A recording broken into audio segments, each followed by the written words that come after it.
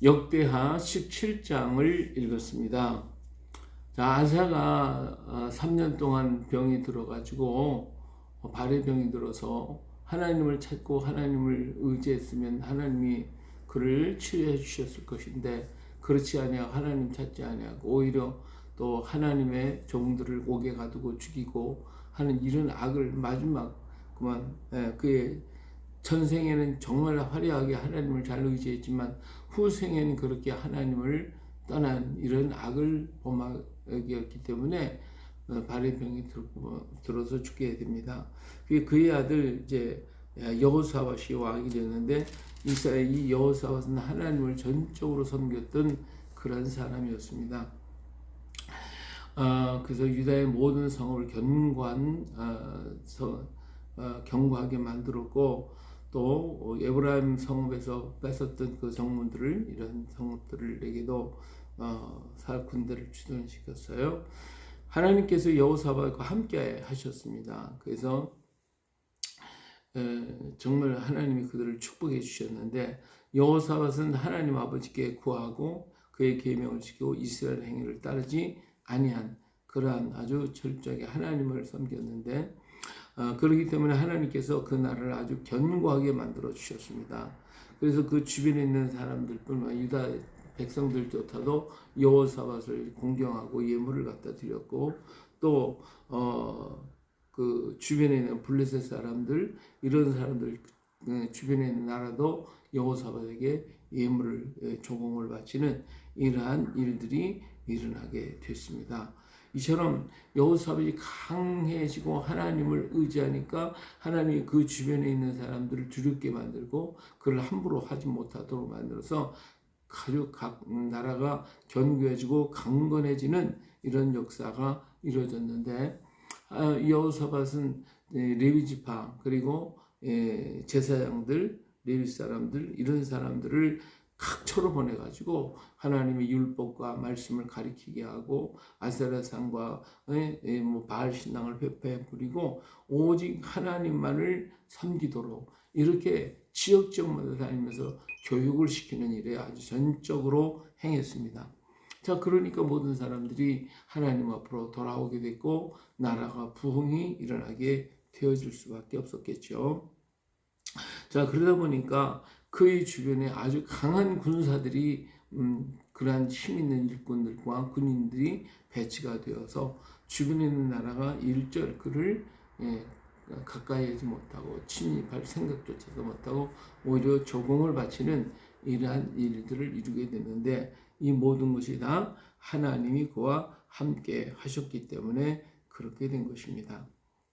이처럼 우리가 세상을 힘으로 공격한다고 하는 것은 가장 저차원적인 거예요. 그런 힘이 아닌 솔로몬 시대에 그의 지혜와 능력이 온 땅에서 유브라데스 강까지 그 주변의 모든 나라가 다 굴복하고 그 앞에 와서 다 예물을 드리고 그의 지혜로운 말씀을 들었거든요. 그래서 그들이 말씀으로 다스리게 됐고 말씀으로 그들을 지배할 수가 있었단 말이에요.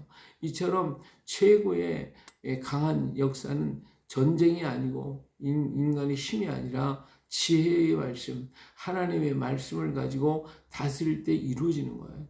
여호사밧도 마찬가지로 온 백성들이 하나님 말씀을 가지고 가르칠 때에 그 모든 백성들이 여호사밧을 존경하게 됐고 그 말을 따르게 됐고 나라는 점점점 강성해지게 되었습니다. 힘의 논리가 아니라 말씀의 논리예요. 하나님을 바라보게 되는, 그래서 하나님이 지켜주시니까 모든 것이 두려워할 수밖에 없게 되는 것이죠.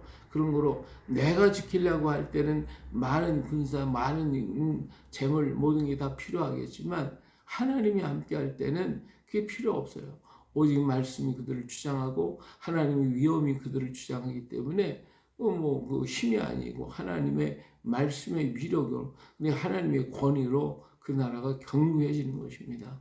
오늘도 사람들이 자기의 힘이나 부나 어떤 권세를 가지고 세상을 장악하려고 갖가지 수단 방법을 가리키지 아니하고 힘을 가지고 사람을 죽이고 핍박하고 억누르고 그렇게 하려고 그래서 모든 걸 다 이룰 것 같지만 권물 10년이라는 말이 있어요. 아무리 강한 힘이라도 10년이 못 간다는 거죠. 아무리 강한 것 같아도 결국 인간은 깨어지게 되어 있습니다. 왜? 하나님이 계시니까. 하나님이 심판하시니까. 힘의 논리 갖고는 세상을 지배할 수가 없습니다. 인류 역사의 모든 과정을 보세요. 예? 아수르 나라가, 바벨론 나라가, 메데와 바사가, 헬라가, 로마가 모두가 다 힘의 논리를 가지고 싸우다가 다 망했습니다. 이스라엘이라고 하는 나라를 보세요. 섬에 하나님 말씀으로 세워진 나라예요. 정말 그 말씀대로 그들은 살다가 말씀을 버리니까 망해버렸어요. 나라도 있고 없어 보이고 아무것도 없어. 그런데 2000년 후에 다시 한번 그 말씀으로 나라가 세워지잖아요.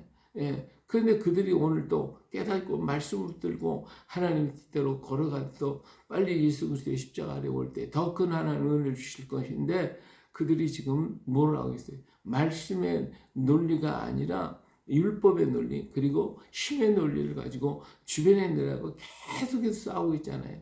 계속해서 이것이 그들에게 고통이고 괴로움이 되는 거예요. 주변의 사람들은 이스라엘을 하찮게 보고 막 덤벼드는 거예요. 왜? 하나님이 그들을 눌러주셔야 하는데 눌러주지 않으니까 그게 계속 싸워요. 피곤한 거예요. 얼마나 힘들어요. 힘의 논리를 가지고 싸우려고 하니까 또 마찬가지입니다.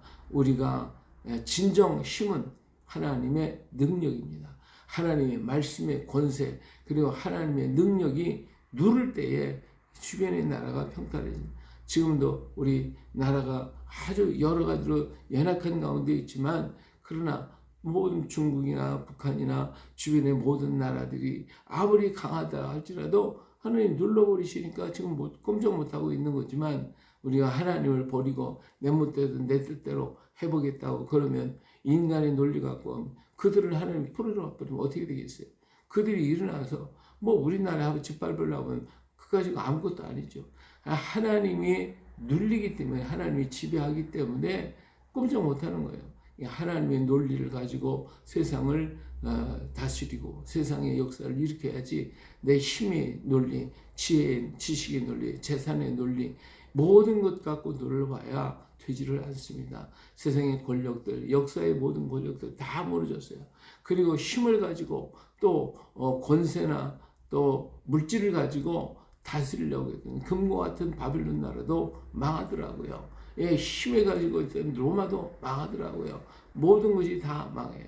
오직 예수 그리스도만이 온전하게 되고 세상의 모든 권력이 그 앞에 무릎을 꿇을 수밖에 없는 거예요. 그러므로 오늘 또 우리 주님을 바라보며 내가 나의 힘에 의해서 쓴 게 아니라 예수 그리스도를 콱 붙들고 주님을 의지하고 주의 이름으로 깼을 때에 하나님은 그를 견고하게 하고 강건하게 만들어 주실 것입니다. 오늘도 이 말씀을 기억하며 하나님의 말씀을 붙들고 주님을 붙들고 더욱더 견고하게 굳게 서서 흔들림 없이 주님을 바라보고 승리하는 멋진 날 만들어 가시기를 예수님의 이름으로 축복합니다. 할렐루야!